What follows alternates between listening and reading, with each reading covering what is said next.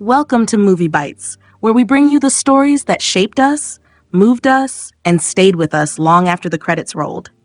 And today, we're jumping back into one of the most powerful films of the 90s, Higher Learning. Let's talk about the cast, the characters that made this film hit so hard, and where they are now. First up, we have Malik Williams, played by Omar Epps. Malik was a college freshman and a track star at the fictional Columbus University. But being a young black man in America, the pressure he faced was constant and intense. Whether it was financial stress, academic struggles, or just trying to walk across campus without feeling like a suspect, Malik was on edge. He even questioned whether the white students around him were silently calling him the N-word. Maybe he was paranoid, or maybe he was just awake to the truth. Running track wasn't just a passion, it was a necessity. It kept him in school, thanks to a full scholarship, but it also kept him locked into a system that used him for his talent while ignoring his pain. Malik felt like a victim, and in many ways, he was. One of the most gut-wrenching moments in the film? When Remy pulls a gun on Malik. The tension, the fear, the reality of that moment. If you've seen it, you haven't forgotten it. Omar Epps was just 22 years old when Higher Learning hit theaters, but he brought the emotional depth of a seasoned actor. His breakout role in Juice, 1992, had already made waves, and Higher Learning cemented him as a major talent. After that, he kept the momentum going with roles in Don't Be a Menace to South Central While Drinking Your Juice in the Hood, 1996, The Wood, The Mod Squad, and In Too Deep, all in 1999. On the small screen, Omar Epps became a household name thanks to his long-running role as Dr. Eric Foreman on House. He also starred in Shooter and continues to work steadily in TV and film. Now 51 years old, Omar Epps remains a respected force in the industry. But for many fans, he'll always be Malik Williams, the young man trying to run and fight his way through a world that demanded so much just for him to exist. Up next, we gotta talk about Deja, played by none other than Tyra Banks. Deja was Malik's girlfriend, and not just the pretty face on campus, she was an athlete too, repping Columbus University just like him.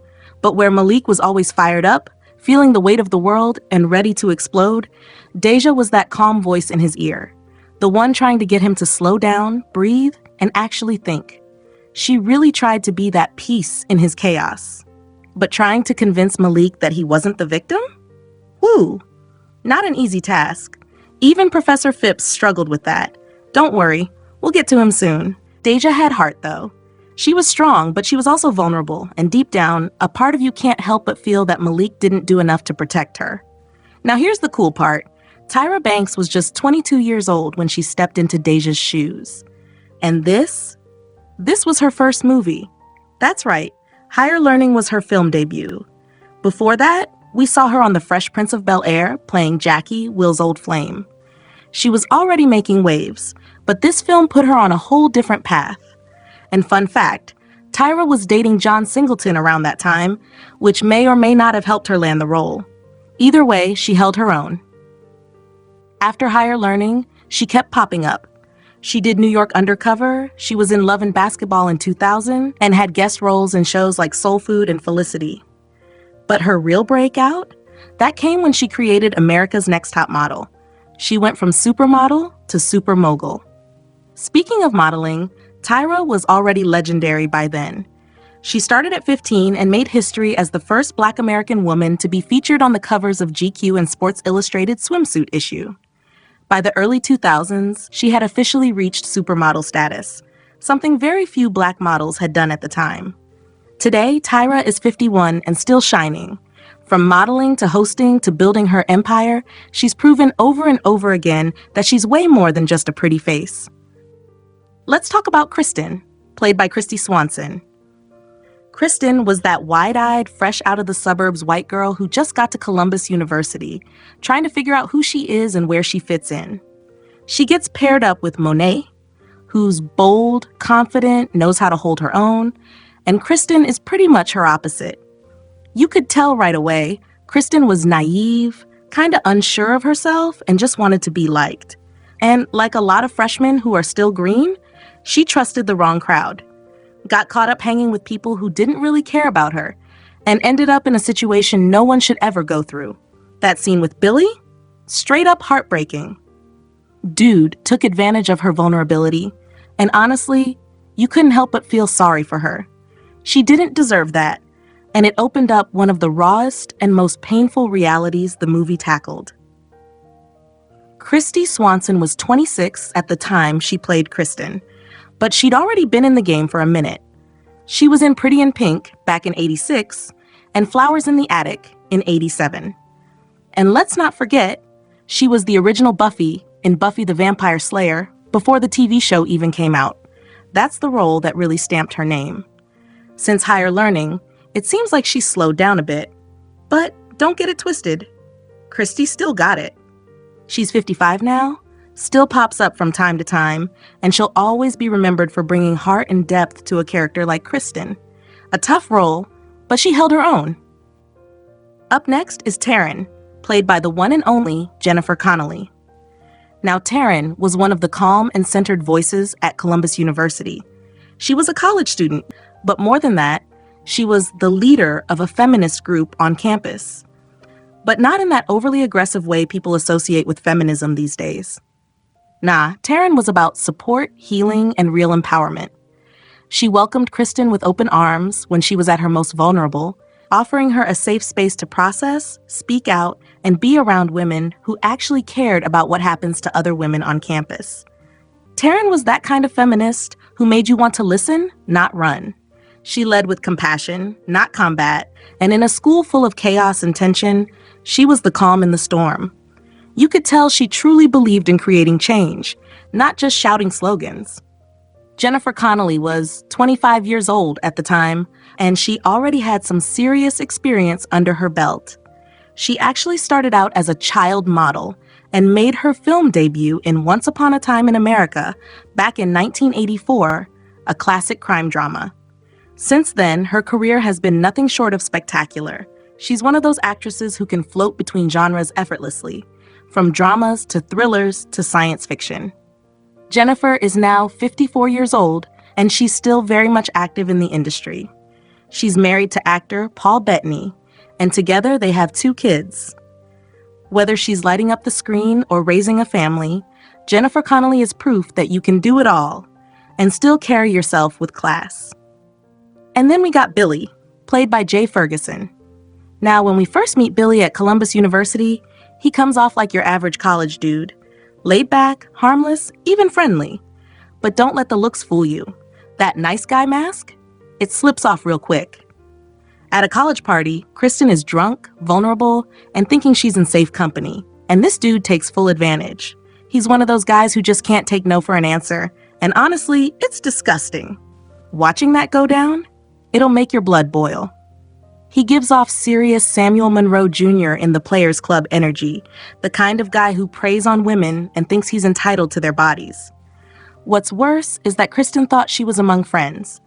That's the real gut punch. It shows just how real and common these kinds of violations can be on college campuses.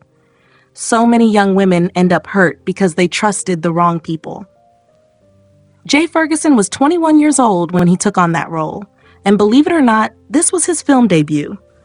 But he wasn't new to acting. He'd already made a name for himself on TV back in 1990 with the series The Outsiders. After Higher Learning, Jay showed up in a few more films, but he never really became a movie guy.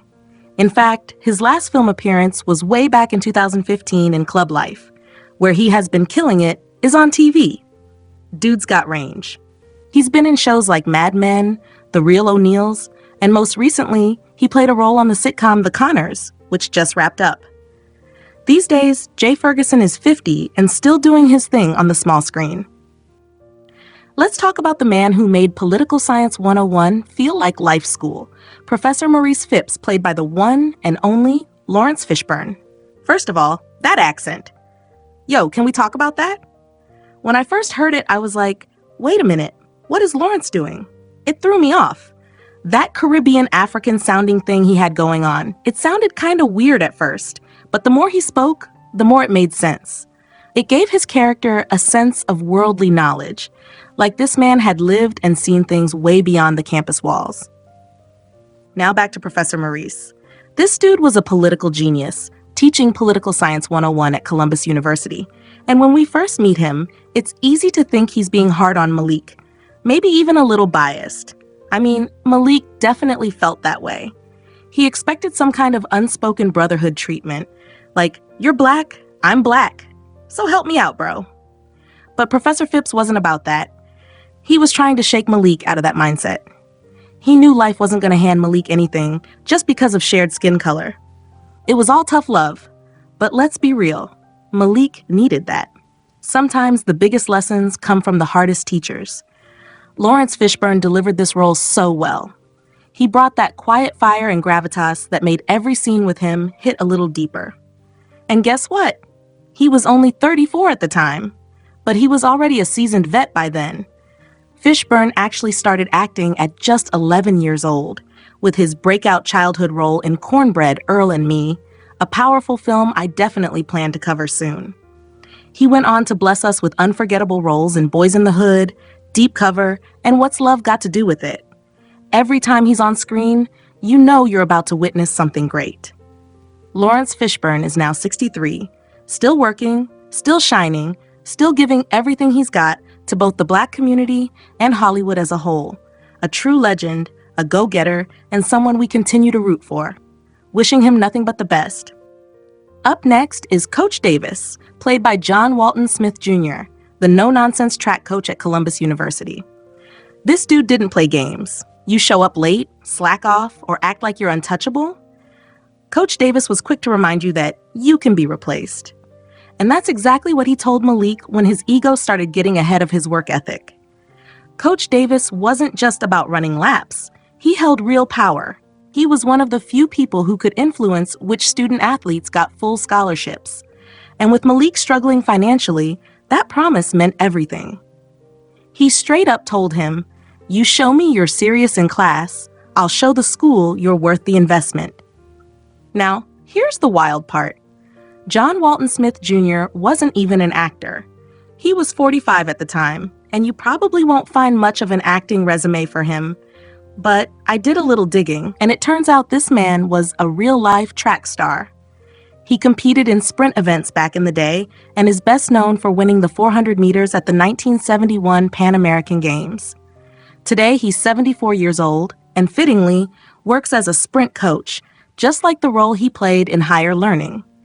Life imitating art, or maybe the other way around. Either way, Coach Davis felt real because he was real. Up next, we got Fudge, played by none other than Ice Cube. Now, Fudge was that super-duper senior at Columbus University. You know the type. Been in school for 6 years, still hasn't graduated, but somehow runs the campus like he's the dean. Fudge was that dude. He stayed posted up in his dorm room with his boys, playing Monopoly, smoking, and dropping heavy wisdom like a street professor. He was a real G, and honestly, it felt like Ice Cube was just being Ice Cube. Cool, unbothered, and always one step ahead. There was a bit of badassery to Fudge that made him feel like the unspoken leader of the Black students on campus. Like when Remy tried to test him and he clowned him over the loud music. Man, that scene had me cracking up. Fudge didn't care who you were. Campus security, fellow students. If you disrespected one of his people, he was going to say something. Unlike Malik, who would hold it in and snap later, Fudge let it be known immediately. That's what made him such a bold and unforgettable presence. Ice Cube was 26 at the time he played Fudge, and he already had a solid acting resume. He'd made a big splash with Boys in the Hood, and also showed up in Trespass, CB4, and The Glass Shield by the time Higher Learning came around. And 1995? That was a legendary year for Cube. He dropped Friday with Chris Tucker, one of the most iconic comedy films ever made. We still quote that movie today like it dropped last week. After Higher Learning, Cube kept stacking wins. He starred in The Players Club and I Got the Hookup in 1998, Next Friday in 2000, and then All About the Benjamins and Barbershop in 2002. Honestly, the man's filmography is so long, we'd need a whole other video just to cover it. Now 55, Ice Cube is still going strong, not just as an actor, but as a respected rapper, writer, and producer. Whether it's music, movies, or culture, Cube continues to leave his mark. Let's take a moment to shine a light on our fallen brother, Dedric Gbert. Now, if he looks familiar to you and you're sitting there thinking, wait a minute, wasn't that the dude with the pacifier in his mouth in Boys in the Hood? You'd be absolutely right. Dedric had one of those faces that stuck with you, even if he wasn't the loudest in the room. In Higher Learning, he played one of Fudge's homies, always around for a good game of Monopoly and quick to ride for his people. You actually see him chilling in the room when Malik storms in, head hot, looking for Fudge. He didn't have a big role, but the presence, man, he had it. Dedric was just 22 at the time. He had already worked with John Singleton on Boys in the Hood, his film debut, and he also popped up in Poetic Justice. Wherever John went, Dedric wasn't too far behind. That just shows you how much love Singleton had for him. He clearly saw something in the young man, and so did we. He had talent, he had charm, and folks liked him both on screen and off. But sadly, Dedric D. Gbert's light was taken way too soon. In late 1994, he was fatally shot during an argument at a drag race at a racetrack in Southern California. Just like that, a promising life was cut short. He was only 22 years old. Man, just a kid, gone way too soon, but never forgotten. Moving on, we have Monet, played by the always incredible Regina King. Monet was a sharp, assertive black college freshman trying to navigate the complexities of life at the fictional Columbus University. She was intelligent, no nonsense, and always ready to stand up for what's right. Monet was also roommates with Kristen, a white freshman from Orange County, and their dynamic became one of the most important parts of Higher Learning. Through all the tension, confusion, and cultural divide, Monet became a grounding presence for Kristen, especially when things got dark. When Kristen is sexually assaulted at a campus party, Monet is the one who doesn't let it slide. She confronts Billy, the guy who did it, and when he throws the B word at her, Monet doesn't back down. Not only does she call him out, she rallies her community to address it, and Billy definitely gets what's coming. Monet wasn't just a character in the background. She was the kind of woman who stood tall in the face of everything. Regina King was 24 when she played Monet, but she was already far from a newcomer. 4 years earlier, she'd made her film debut in Boys in the Hood, another John Singleton classic. She also had a role in Poetic Justice, and way before that, when she was just 14, she was already a familiar face on television in the sitcom 227. After Higher Learning, Regina's career just kept leveling up. She starred in Friday, alongside Ice Cube again. And fun fact, if you didn't know, Regina is actually Ice Cube's cousin in real life. Over the years, she stacked up a list of roles that's honestly legendary. She's also done voice work. She's the voice behind both Riley and Huey in the Boondocks. She's won tons of awards, including an Oscar. But as much as she's accomplished, she's also had to endure some deep pain. In 2022, Regina tragically lost her only child, Ian Alexander Jr. It was heartbreaking, and our hearts go out to her. She's been through so much, and while we know healing takes time, we're rooting for her every step of the way. Up next, we got a face everyone knows, Morris Chestnut. Now, his role in Higher Learning might have been small, but it definitely left an impact. He played one of the track anchors on the Columbus University athletics team, and let's just say he wasn't too happy with Malik. During a big competition, Malik ended up slowing them down, and they lost. That didn't sit well with Morris's character, who was all about winning and pushing the team to be at their best. He let Malik know real quick that he needed to step it up or step aside. Now, if Morris looked familiar back then, it's because we'd already seen him shine in Boys in the Hood, his breakout role as Ricky, thanks to director John Singleton. That performance put him on the map. He followed it up with The Inkwell, and not long after Higher Learning, he was leading in The Best Man, a classic we still quote to this day. Morris was 26 years old when Higher Learning came out, and from that point forward, his career was on a serious rise. On TV, he's been a leading man in shows like Rosewood, Our Kind of People, and The Resident. And now? Morris Chestnut is 56, still looking sharp and still holding it down on screen. One thing's for sure, when it comes to staying power, Morris never missed a step. Up next, we got Dreads, played by the one and only Busta Rhymes. And yes, The name fits perfectly. I mean, just picture it. Dreadlocks flowing, attitude loud, and a temper that flared up just as fast as his opinions. Dreads wasn't just chilling in the background. Nah, he was front and center when it came to standing up for the black students at Columbus University. He was tight with Fudge and the crew, always ready to spark off some real conversations about race, oppression, and identity. And bruh, if you crossed him, you might as well start running. Dreads had that fire in him. You could feel it through the screen. And the way he'd jump in during a heated moment? Classic. Dude had a presence. Now let's talk about Busta real quick. He was just 23 when he played this role, but let's be real, acting wasn't even his main gig. This is Trevor George Smith Jr., better known to the world as Busta Rhymes, one of the most iconic rappers to ever touch a mic. Like, for real, they put him on the list of top 50 greatest rappers of all time, and I don't think anyone's arguing with that. Before Higher Learning, he had already popped up in a couple of projects like In Living Color and films like Who's the Man and Strapped. But his main lane? Music. Energy. Swagger. Nobody raps like Busta. Nobody. And let's not forget that deep, animated voice of his. That voice has popped up in shows like Rugrats and The Boondocks. The man's got range. Fast forward to today, he's 52, still active, still making music, still showing up in films, and still that larger-than-life personality we've always known him to be. And if you ask me, Dreads might have been just one chapter, but Busta's book is still being written, and it's a wild read. Let's shift gears and get into Remy, played by Michael Rapaport, a white dude from Boise, Idaho, who had just joined Columbus University as a freshman. Now, Columbus was full of cliques: Disneyland, Chinatown, south of the border, and the Black Hole. But out of all these groups, Remy didn't belong anywhere.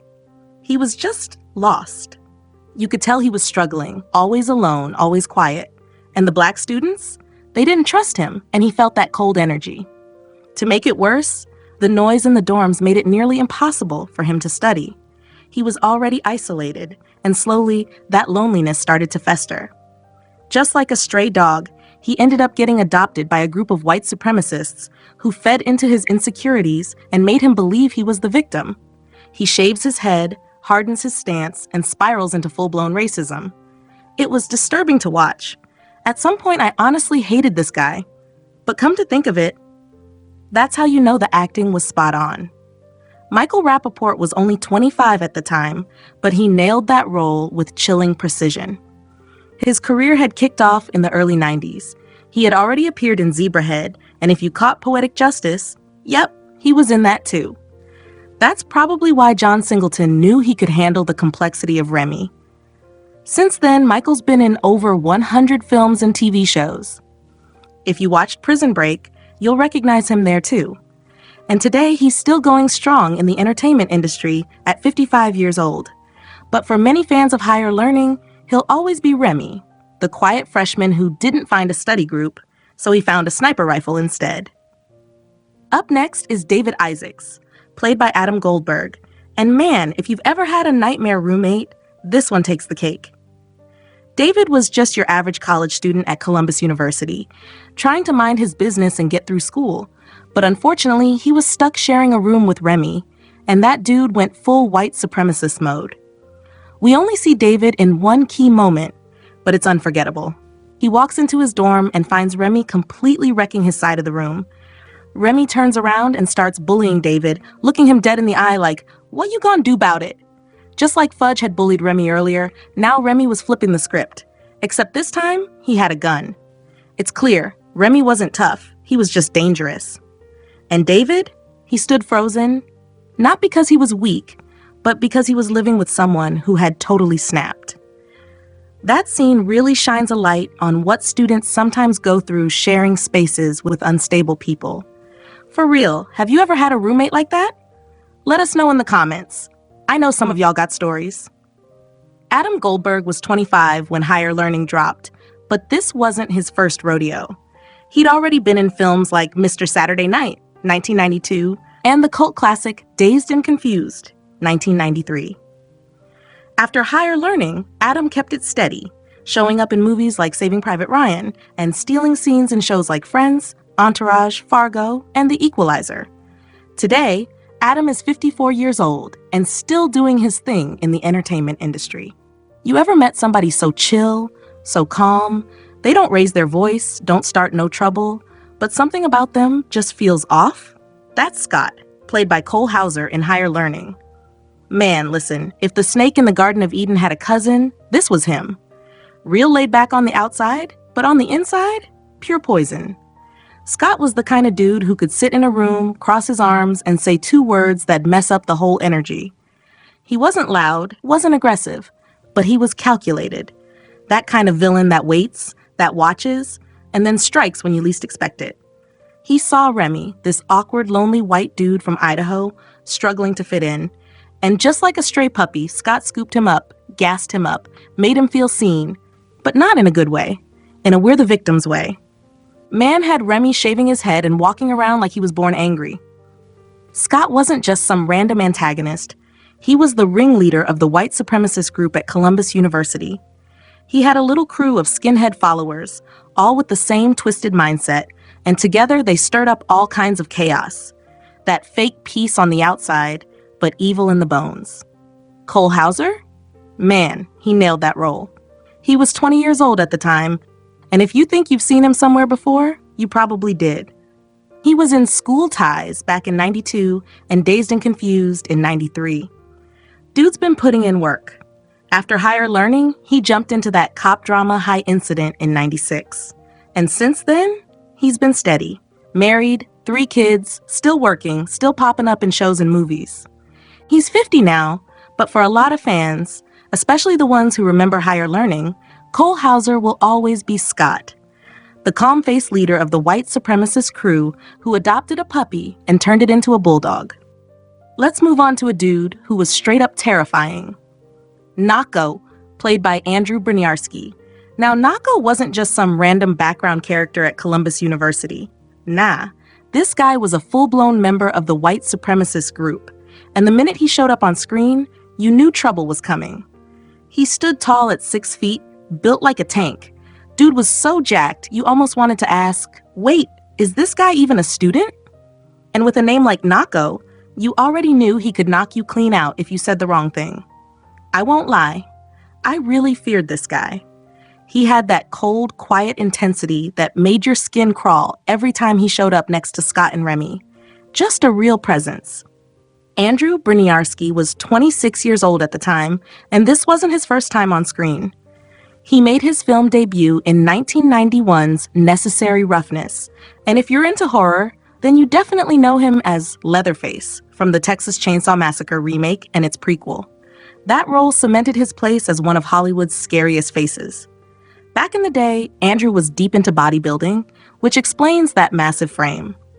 Over time, he slowed down, but he still stands out when you see him.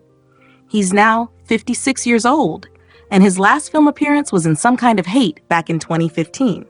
But real talk, when it comes to being one of the most intimidating characters in Higher Learning, Nako still gives chills. Up next is Eric, played by Talbert Morton.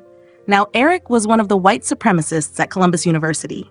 There weren't many of them, maybe 5 deep, but Eric was one of the earlier recruits. So when Remy came along, looking all lost and looking for direction, Eric was already in there, already brainwashed, already following Scott like a loyal foot soldier. He wasn't the leader, but he definitely had that I'll do whatever the boss says energy. He looked calm on the outside, but you just knew he was ready to do something wild to prove himself. Those are the ones you gotta watch, the ones trying too hard to belong. Talbert Morton was 23 at the time Higher Learning dropped, and while his role was small, it added to that unsettling vibe the film carried in those tense scenes. After that, Talbert didn't go on to become a household name, but he did stick around the industry, mostly as a background extra in various projects. One of his more notable appearances after Higher Learning came years later in War for the Planet of the Apes, 2017. These days, Talbert is 53 years old, and he's switched things up, working as a voiceover artist out of his own home studio. Quiet hustle, but solid. Let's move on to one of the worst cops I've ever seen on film. Officer Bradley, played by Bradford English. Now, this dude was supposed to be the law at Columbus University. His job? Restore order, keep things calm, make sure nobody loses their life over campus drama. But nah, Officer Bradley had his own version of justice, and it was clearly one-sided. He was real quick to check the black students, but turned a blind eye when the white supremacists started acting out. Straight up biased. One scene that still gets under my skin, when Malik gets into that heated moment with Remy. Everybody saw who the aggressor was, Remy. But who does Officer Bradley believe? Yup, he sides with Remy and proceeds to beat Malik like he was the threat. Like, bruh, open your eyes. The so-called good guy turned out to be the real danger the whole time. What really got me, though, was the scene where Remy had already caused chaos, and instead of cuffing him on the spot, Bradley wants to talk things out. That moment had me tight. Like, seriously? Bradford English was 53 years old when he played that role, and he nailed that cop you just love to hate. He'd been in the game since the 70s, mostly doing minor roles. You might have caught him in episodes of Chicago Hope, NYPD Blue, or Boston Public after Higher Learning. He was never the lead, but people in the industry respected his consistency and professionalism. Sadly, Bradford English passed away in 2024 at the age of 82. Rest in peace, even though I'm still mad at Officer Bradley. Up next is Wayne, played by Jason Wiles, Malik's college roommate over at Columbus University. Now, Wayne was that typical laid-back dude. Always had music banging, pizza boxes stacked like a Jenga tower, and a side of the room that looked and smelled like a science experiment gone wrong. Malik wasn't here for it, at all. He hit him with that real talk. What happens on your side of the room affects me. And from that moment, the tone was set. But to be fair, there wasn't any real tension. Wayne wasn't messy on purpose. He was just vibing. In fact, he turned out to be one of the few chill white guys in the film. Respectful, stayed in his lane, didn't bring no drama. Jason Wiles was 25 when he took on this role, and Higher Learning was a strong film debut for him. After that, he mostly found his rhythm on television, showing up in shows like Third Watch and ER, where he built a steady career doing what he does best. Today, Jason is 55 years old, and while he's not front and center like he once was, he still makes appearances on popular shows like NCIS and Will Trent. Just like Wayne, staying cool, staying solid. And then we have Chad, played by Randall Batinkoff, the so-called leader of the white students at Columbus University. Now let's be real, Chad didn't come to college to study. Nah, this man came to party. He even said it himself, nobody parties like we do. If the black students had fudge, then the white students had Chad. This dude was the king of the frat scene, always throwing wild parties with music blasting, red cups everywhere, and people spilling out the front door like it was Mardi Gras. And don't expect him to be the one keeping things under control. Nope. Chad let the madness run free. His frat house was the kind of place where rules didn't exist, and anything could go down, for better or, let's be honest, usually worse. Randall Batinkoff was 27 years old when Higher Learning came out, but acting wasn't new to him. He'd been in the game since he was just 8 years old, starting out in commercials. His breakout came in 1988 when he starred opposite Molly Ringwald in For Keeps, and from there he started stacking film credits like The Player, 1992, Buffy the Vampire Slayer, 1992, School Ties, 1992, and The Peacemaker, 1997. These days, Randall is 56 and still active in the industry, though he's been focusing more on directing and producing in recent years.